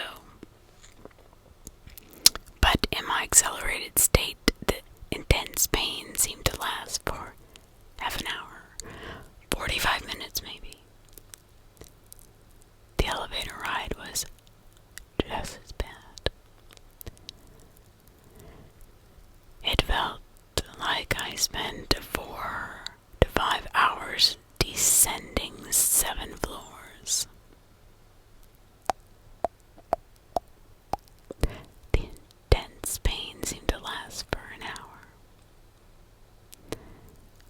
or more, especially with as long as the elevator ride took, with nothing to look at but the interior of that elevator.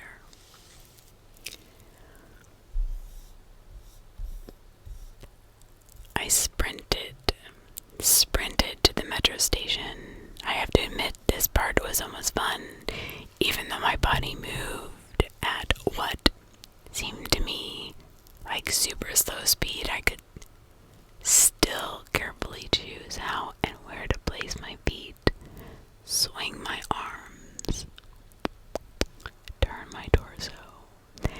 It only took a block or two to get used to having a brain that ran 24 times faster than my body.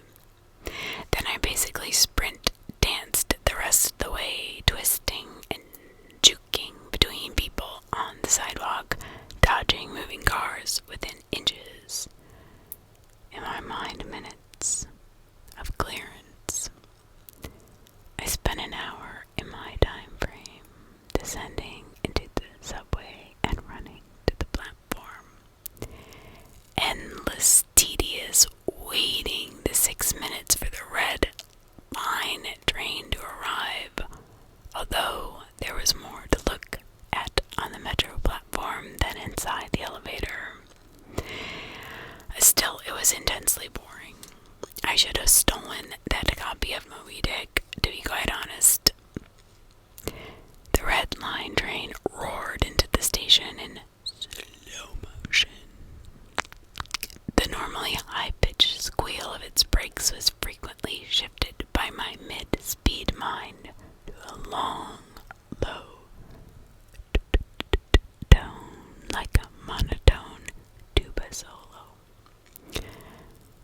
It wasn't just the squealing subway train that was 3 octaves lower than normal. All sounds were slower, to the point of near inaudibility. Voices gone, shifted below the threshold frequency of my hearing. I did manage to hear a screaming baby on my subway car. Her shrieks showed that they were slow to sound like a whale song. Sharp sounds like a car horn and trucks bouncing over puddles were low, muddied roars like distant thunder. Back at the research offices, I could still hear and communicate with the research staff. But now verbal communication with anyone would be impossible. The effects of the drug were still intensifying. How could this be? I thought it was supposed to be wearing off. I spent what seemed like days on that effing red line train.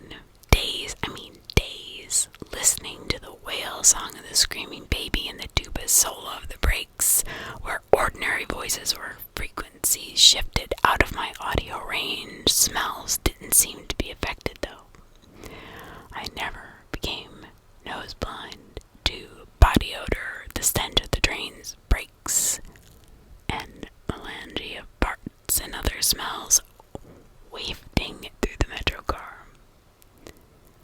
I finally got back to my apartment, sprinting through my door and into the rondel at full speed was like a slow, relaxing drift down a lazy river.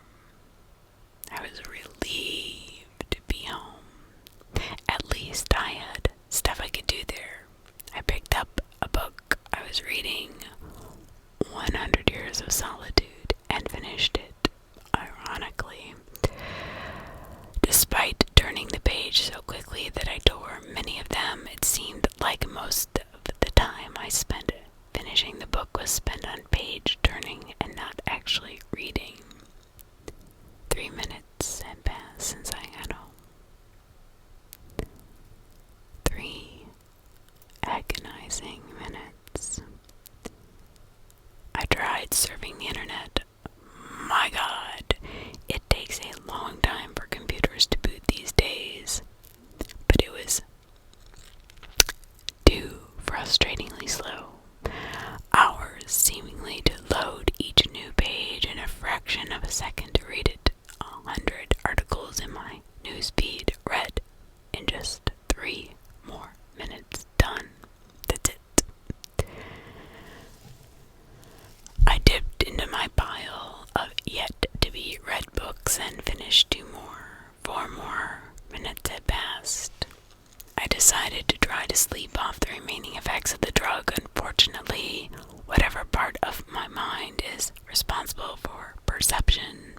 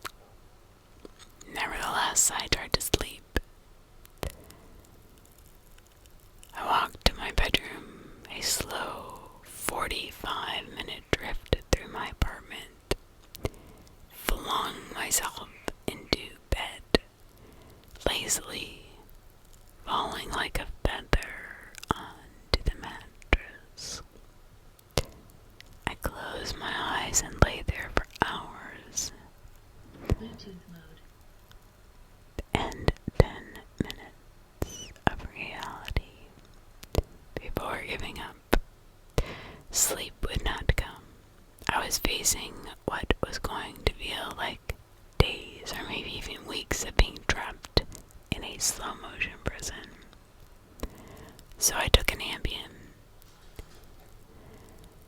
The sensation of the pill and the splash of water I used to swallow it sliding my throat was sickening. A lump that blocked my breathing moved like a slug down my esophagus. I read another book. 10 minutes passed. I read another 18 minutes. Since I took the Ambien, I threw the book across the room in disgust at my situation.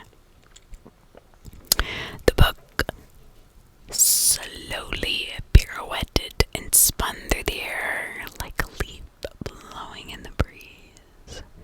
It hit the wall with a long, faint rumble, rumble, rumble.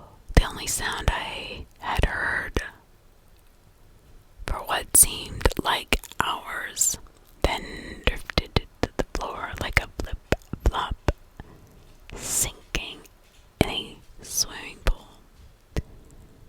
The force of gravity hadn't changed since I took the pill. The laws of physics were the same. It was just my perception of time that had gone wackadoo. This meant I could use the speed things seemed to fall as a way of judging the effects of the drug. Based on how long it took the book to drift to the floor, I estimated the effects of the drug were still intensifying. Force of gravity hadn't changed. Laws of physics are the same. It was just my perception of time. That's scary. I read a magazine. I turned on the television. I clearly saw each frame of the video like I was watching a slideshow. Frustrated, I turned the TV off. I read some more. The first two books of Churchill's History of the English-Speaking People. Not exactly a light read, frankly. I hated it, but given the hours of tedium it would take to go get another book off my shelf, sitting on the couch and read Churchill was better, or at least less worse.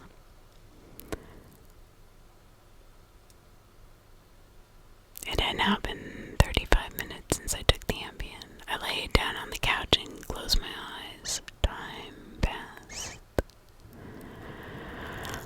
I inhaled an hours-long process. Time passed. I exhaled for more hours. Sleep would not come. I needed a new plan. I decided to go back to the offices where they gave me the drug. Maybe they would have something that they could counteract its effects, or at least something to knock me out until it wore off. I exited my apartment as fast as I possibly could, taking hours in my time frame to do so. I didn't even bother locking the door. It would have taken too long. Down the stairs, it's faster than the elevator if you run. Through the lobby, out the front door, and onto the street. These few things felt like a long day at the office.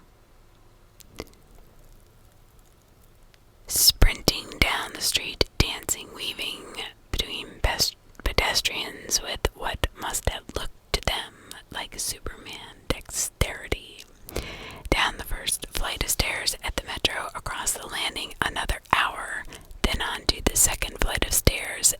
That's when the Ambien hit me. But the Ambien didn't make me sleepy, not at all. Instead, it must have had a severe cross-reaction with the experimental drug I took this morning.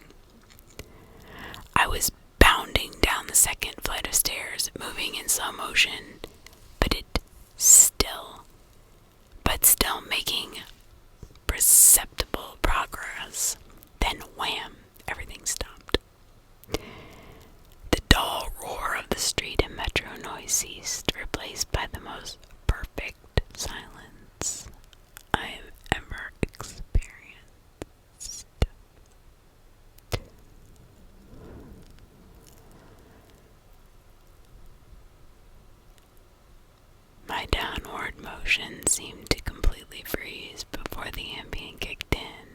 perception of time was maybe a few hundred times slower than real time. After the ambient took effect, time moved thousands of times slower. I mean, thousands. Every second seemed like days to me. Even just moving my eyes to focus on a new point was like an impossibly slow scroll across my visual field. Of course, then over the period of the afternoon, I learned how to walk, run, and jump when my mind ran hundreds of times faster than my body, but with another 4 or 5 orders of magnitude of slow caused by the Ambien, my body control was almost impossible. I fell on the stairs even though I was all but frozen in mid-step. Controlling my muscles was impossible. I commanded my foot forward for hours, then backwards for hours more. When it seemed like I would miss the next step, hours attempting to adjust the angle of my ankle, then readjusting when it felt wrong. Despite these efforts, I rolled my ankle on the next step. The pain was to all mitigated by the slowness. Hours of increasing strain on my bent ankle. The nerve signals that send pain into the brain must work differently than the nerves in my ear. Sonic energy was spread out over time, diluted with it. This imperceptible pain flowing into my brain, undiluted by the change in my perception of time. Hours and hours of increasing weight. My turned ankle turned into hours of increasing pain. I pitched forward, my high-speed mind completely unable to control my low-speed body. I drifted towards for days, managing to rotate my torso even to keep my head from impacting the ground first. I eventually landed on my right shoulder. At first, the impact wasn't even noticeable. Nope. Then I felt a slight pressure in my shoulder as it came in contact with the ground. The pressure grew, bringing increasing pain for hour upon hour.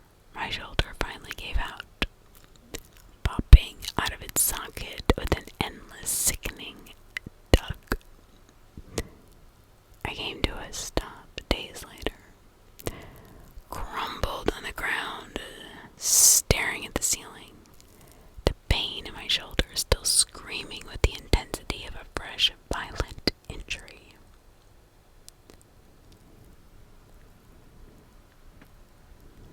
I had plenty of time to think during that fall.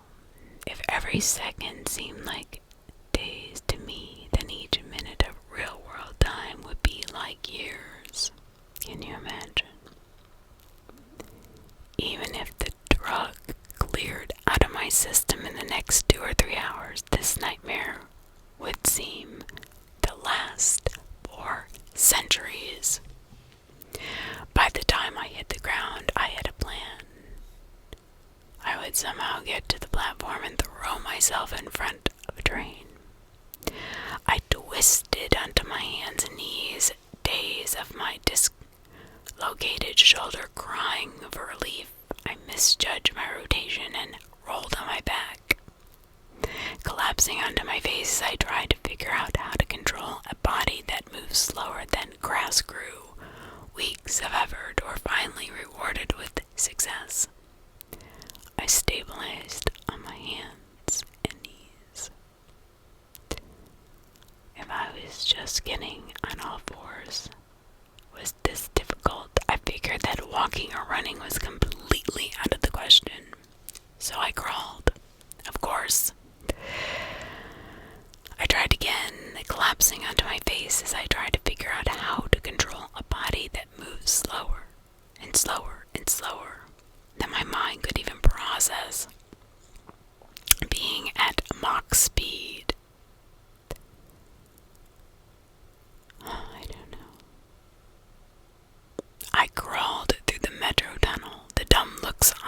faces of the crowd lingered on me for weeks. I crawled under the turnstile and onto the escalator. The escalator spilled the rush hour crowd onto the platform at the same speed a glacier spills ice into the sea. I looked out over the crowded platform during my interminable downward ride. The train status sign said the next train wouldn't arrive for 20 minutes. 20 minutes. That was like a year to me. I'd have to spend a year on the metro platform waiting to die. I crawled off the escalator, enduring days of stupid expressions on the commuters' faces. I crawled a few feet to a concrete bench and curled up next to it, trying to find a position to lessen the pain in my shoulder. Then the problem with time got worse, and possibly worse. The massive slow down on the stairs was just the beginning of the interaction between the experimental drug and the Ambien. It fully hit me when I was curled up by the bench. I blinked. Years of darkness followed. Sound was gone, with my blank sight gone as well. All that existed was the pain from my fall. That was it. My hyper-accelerated mind wasted no time compensating for the lack of sensory input. Voices spoke to me, then sung to me in languages I had never heard of, that never even existed. Patterns in faces, colors came and went in my mind's eye. I recalled my whole life and imagined living another. I forgot how to speak English. I settled into a profound despair. I spoke to God. I became God. I imagined a new universe and brought it to life with my thoughts. Then I did it all again and again and again. My eyes opened with geological slowness, a faint glow. Weeks, a slit of light. Weeks, a narrow view of the metro platform, ankles of the commuters near me, and an advertisement on the opposite wall. I extracted my phone from my pocket, a project that spanned decades. How can I even explain the boredom? The pain in my shoulder was nothing compared to the boredom. Every thought I thought, I have thought hundreds of times already. The view of ankles and advertisements never changed. Never. The boredom is so intense, it's tangible. It's palpable, like a solid object of metal, wedged into my skull. Inescapable. What are my options if I crawl and fall onto the tracks without an oncoming train to crush me? I won't die. I'll experience even more pain from the 4-foot tall fall, but I'll most likely be rescued by some do-gooder on the platform and unable to act when the train finally does arrive. My suffering in that scenario will be endless. So I wait. I wait for the train.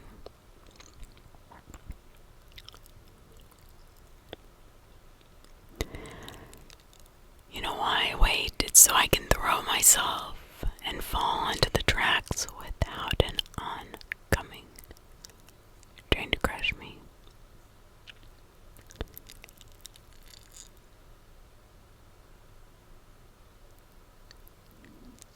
that would be hell. So I wait. This time, in my mind, I would throw myself underneath it. When it finally hits me, I will experience the pain of being ripped to pieces for centuries until it finally, the light of life leaves my brain and my experiences. I've lived hundreds of lifespans at the foot of this bench. I'm far older in spirit than any human who has ever lived. Most of my life experience has been a snapshot of pain huddled on the floor of a subway platform, though, with an unchanging view of ankles and advertisements. This post is my plan B, my Hail Mary, my long shot. I've spent lifetimes typing and posting this message in hopes that someone will read it and become convinced that my suffering must end.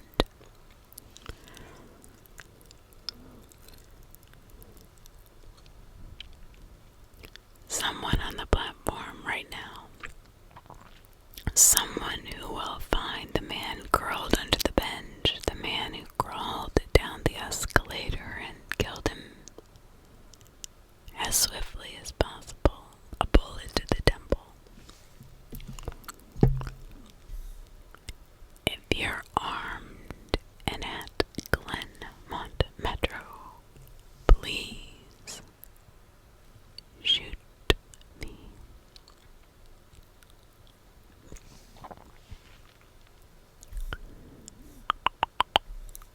There's been an update. Oops.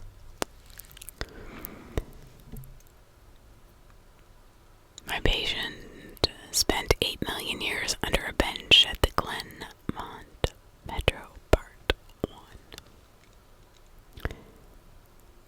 No person, no living thing has experienced more suffering than clinical trial subject S47. S47 was a healthy male who volunteered to be a test subject for a trial of a drug called Mentavorox. Mentavorox simply yields mild improvement in memory and cognition. S47 had a different reaction to the drug.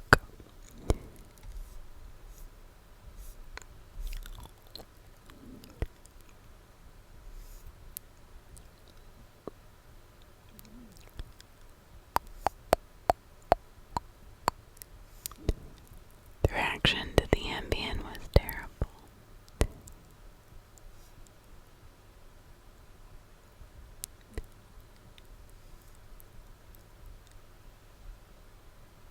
The only answer was I had to destroy my brain.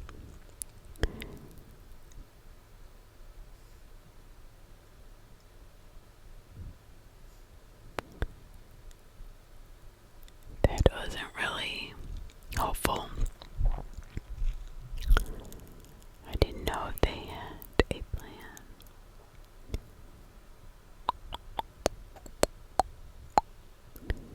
They told me to wait, but wait for what?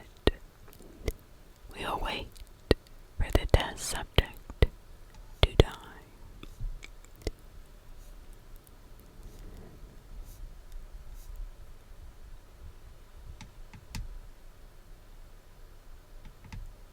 There may be another update, but I'm gonna end it there.